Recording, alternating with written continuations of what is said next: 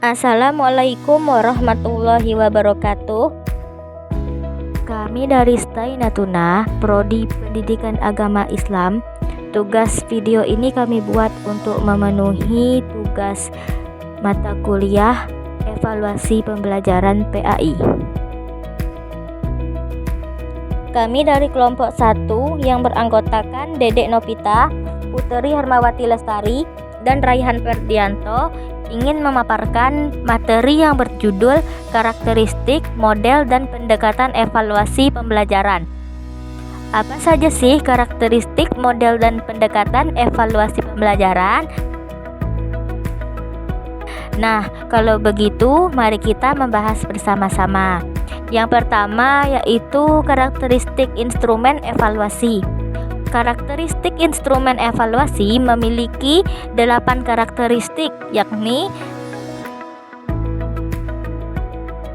1. Valid. Valid berarti kecocokan, maka instrumen yang valid dapat mengukur apa yang hendak diukur secara akurat. Misalkan alat ukur hasil belajar, maka alat ukur tersebut harus benar-benar mampu mengukur hasil belajar, seperti halnya mengukur keefektifan media, model, metode, strategi, dan komponen pembelajaran lain. Yang kedua yaitu reliable. Instrumen baik juga harus reliable, artinya memiliki hasil yang konsisten. Misalkan pendidik memberikan tes kepada sekelompok peserta didik untuk mengukur kemampuan mereka dengan memecahkan suatu masalah. Kemudian tes tersebut diberikan lagi pada kelompok peserta didik yang berbeda.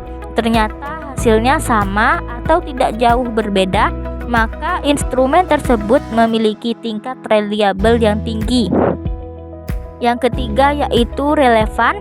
Relevan berarti sesuai, artinya instrumen yang dirancang harus sesuai dengan indikator, standar kompetensi dan kompetensi dasar yang telah ditetapkan, misalnya dalam menilai hasil belajar. Yang keempat yaitu representatif. Representatif artinya materi alat ukur harus betul-betul mewakili dari seluruh materi yang disampaikan. Hal ini dapat dilakukan bila guru menggunakan silabus sebagai acuan pemilihan materi tes. Yang kelima yaitu praktis. Praktis artinya mudah digunakan. Jika alat ukur itu sudah memenuhi syarat tetapi suka digunakan, berarti tidak praktis. Kepraktisan ini bukan hanya dilihat dari pembuat alat ukur atau guru, tetapi juga bagi orang lain yang ingin menggunakan alat ukur tersebut. Yang keenam yaitu diskriminatif. Diskriminatif artinya adalah alat ukur itu harus disusun sedemikian rupa sehingga dapat menunjukkan perbedaan-perbedaan yang sekecil apapun. Semakin baik suatu alat ukur, maka semakin mampu alat ukur tersebut menunjukkan perbedaan secara teliti untuk mengetahui apakah suatu alat ukur cukup diskriminatif atau tidak. Biasanya didasarkan atas uji daya pembeda alat ukur tersebut. Yang ketujuh yaitu spesifik. Spesifik artinya suatu alat ukur disusun dan digunakan khusus untuk objek yang diukur.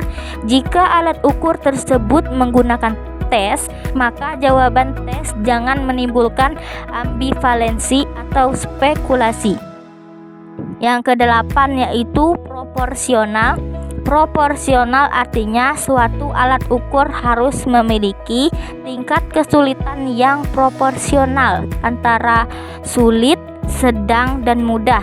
Begitu juga ketika menentukan jenis alat ukur, baik tes maupun non-tes. Nah, sekarang teman-teman sudah pada tahu kan bahwasanya karakteristik instrumen evaluasi itu ada 8. Sekarang selanjutnya kita masuk ke poin kedua ya.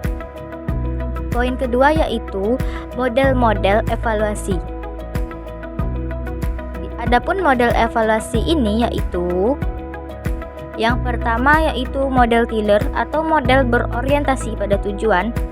Model Tiller ini dikembangkan oleh Ralph W. Tiller. Model ini menekankan pengukuran keberhasilan pembelajaran berdasarkan pencapaian tujuan pembelajaran yang telah ditetapkan sebelumnya. Evaluasi dalam model ini berfokus pada pertanyaan apakah tujuan pembelajaran telah dicapai atau tidak. Yang kedua yaitu ada model pengukuran. Model pengukuran mengacu pada cara atau pendekatan yang digunakan untuk mengumpulkan data yang relevan untuk menilai sejauh mana tujuan pembelajaran telah tercapai. Ini mencakup pemilihan instrumen atau alat pengukuran yang sesuai untuk mengukur hasil pembelajaran. Yang ketiga yaitu model kesesuaian. Menurut model ini, evaluasi adalah suatu kegiatan untuk melihat kesesuaian atau congruence antara tujuan dengan hasil belajar yang telah dicapai.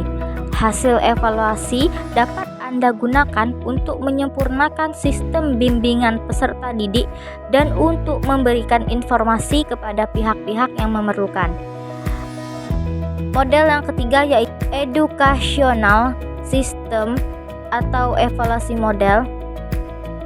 Menurut model ini, evaluasi berarti membandingkan performance dari berbagai dimensi atau tidak hanya dimensi hasil saja dengan sejumlah kriteria baik yang bersifat mutlak atau intern maupun relatif atau ekstern. Model yang kelima yaitu illuminative model. Model ini lebih menekankan pada evaluasi kualitatif terbuka atau open-ended. Kegiatan evaluasi dihubungkan dengan learning milieu dalam konteks madrasah sebagai lingkungan material dan psikososial di mana guru dan peserta didik dapat berinteraksi. Yang keenam ada model responsif. Model ini juga menekankan pada pendekatan kualitatif naturalistik. Evaluasi tidak diartikan sebagai pengukuran, melainkan pemberian makna atau melukiskan sebuah realitas dari berbagai perspektif orang-orang yang terlibat, berminat, dan berkepentingan dengan program pembelajaran. Nah, itu tadi penjelasan tentang model-model evaluasi pembelajaran. Oke, kita lanjut ke poin terakhir, yakni poin ketiga. Poin ketiga yaitu pendekatan evaluasi pembelajaran. Ada berapa pendekatan di antaranya? Pertama, pendekatan tradisional. Pendekatan ini berorientasi kepada praktik evaluasi yang telah berjalan selama ini di sekolah yang ditujukan kepada perkembangan aspek intelektual peserta didik. Aspek-aspek keterampilan dan pengembangan sikap kurang mendapat perhatian yang serius. Peserta didik hanya dituntut untuk menguasai mata pelajaran. Pendekatan yang kedua yaitu pendekatan sistem. Sistem adalah totalitas dari berbagai komponen yang saling berhubungan dan ketergantungan. Jika pendekatan sistem dikaitkan dengan evaluasi, maka pembahasan lebih difokuskan kepada komponen evaluasi yang meliputi komponen kebutuhan dan feasibility, komponen input, komponen proses, dan komponen produk. Pendekatan yang ketiga yaitu pendekatan diskrit. Dalam pendekatan ini, istilah diskrit digunakan untuk menggambarkan dua aspek yang berbeda dalam teks bahasa, yakni satu isi atau tugas, dan yang kedua model jawaban dan penyekoran jawaban. Pendekatan integratif. Dalam pendekatan integratif, aspek-aspek bahasa dan kemampuan berbahasa itu dicakup secara bersamaan. Pendekatan pragmatik. Pendekatan pragmatik pada awalnya digunakan dalam kaitannya dengan teori tentang kemampuan memahami berdasarkan kemampuan tata bahasa pragmatik. Kemampuan itu merupakan kemampuan untuk memahami teks atau wacana tidak hanya dalam konteks linguistik, melainkan juga dengan memanfaatkan kemampuan pemahaman unsur-unsur ekstralinguistik, seluk-beluk bidang yang dibahas dalam teks bacaan. Pendekatan selanjutnya itu pendekatan komunikatif. Kompetensi komunikatif adalah suatu kompetensi yang melihat kemampuan pelajar tidak hanya kemampuan membentuk kalimat yang benar, tetapi juga menggunakannya secara tepat. Tes bahasa secara komunikatif bertujuan untuk mengukur bagaimana orang yang diuji mampu menggunakan bahasa di dalam situasi kehidupan nyata. Terima kasih, mungkin itu saja materi pembahasan kita dan semoga bermanfaat. Kami akhiri dengan wabillahi taufiq wal hidayah. Wassalamualaikum